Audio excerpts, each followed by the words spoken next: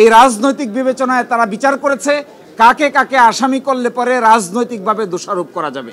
প্রকৃত আসামি তারা খুঁজতে যায় নাই।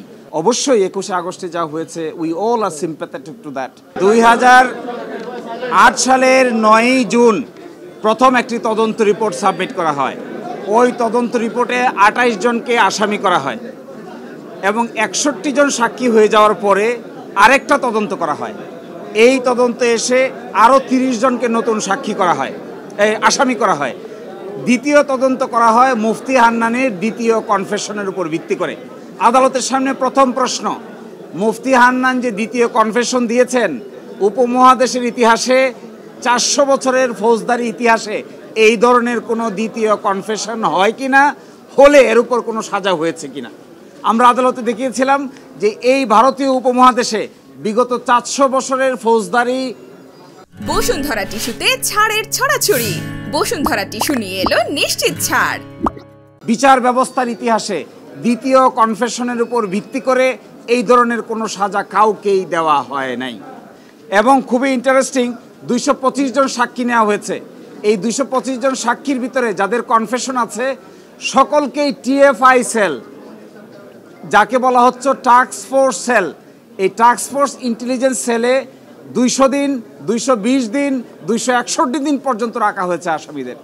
ফলে তাদের কনফেশনের আইনগত কোনো মূল্য নাই। এবং আরেকটি ইন্টারেস্টিং প্রশ্ন এখানে আছে, এই টিএফআই সেলে যাদেরকে রাখা হয়েছিল, টর্চার করা হয়েছে যাদের, তারা একজন বলেছে আরেকজনকে দেখেছে, শুনেছে, কিন্তু কি কথা হয়েছে, কি কনস্পিরেসি হয়েছে তার কোনো উত্তর দিতে পারে নাই। ইন্টারেস্টিং হলো বাবর সাহেব, আব্দুল সালাম পিন্টু সাহেব এবং যাদেরকে পরবর্তী চার্জশিটে আনা হয়েছে, কায়কোবাদ সাহেব সহ, এই পরবর্তী চার্জশিটের মূল ভিত্তি ছিল রাজনৈতিক বিবেচনা। এই রাজনৈতিক বিবেচনায় তারা বিচার করেছে কাকে কাকে আসামি করলে পরে রাজনৈতিকভাবে দোষারোপ করা যাবে। প্রকৃত আসামি তারা খুঁজতে যায় নাই। আজকে আদালতের সামনে দুটো মূল প্রশ্ন দাঁড়িয়েছে যে মুফতি হান্নানের দ্বিতীয় কনফেশনের উপর ভিত্তি করে কোনো সাজা দেওয়া যাবে কিনা। আদালত বলেছে নো, দ্বিতীয় কনফেশনের উপর ভিত্তি করে কাউকে কোনো সাজা দেওয়া যাবে না। প্রথমটা দাঁড়িয়েছে ফার্দার ইনভেস্টিগেশন যে হয়েছে, এই ফার্দার ইনভেস্টিগেশনের মামলার আমলে গ্রহণকারী আদালত কোনটা হবে। এই আমলে গ্রহণকারী আদালত হয়েছে ট্রায়াল কোর্ট। আইনে আছে আমলে গ্রহণ করবে হলো সব ম্যাজিস্ট্রেট আদালত। এখন দেখা গেছে আমলি আদালত আমলে না গ্রহণ করে যা বিচারিক আদালত আমলে গ্রহণ করেছে। হাইকোর্ট ডিভিশন বলেছেন এইটা বাংলাদেশের সকল সিদ্ধান্তের আলোকে অবৈধ হয়েছে এবং এই জন্য এই ট্রায়ালটাকে ইল্লিগ্যাল, অবৈধ ঘোষণা করেছেন।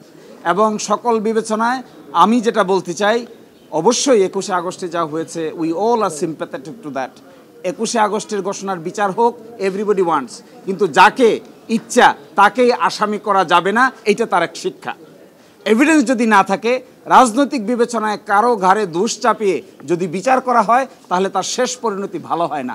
এই ঘটনা থেকে এখান থেকে শিক্ষা নিতে হবে। জনাব তারেক রহমানকেও এই মামলা থেকে খালাস দিয়েছেন, আর বাইরেও তার মামলা আছেন। আরেকটি মামলা আমরা করছি মেইন 23 নম্বর কোর্টে, 10 টাক অস্ত্র মামলা। এই 10 টাক অস্ত্র মামলা শুনানির শেষ পর্যায়ে এসেছে। আমরা আশা করব ওই মামলায় একই ধরনের ফলাফল হবে।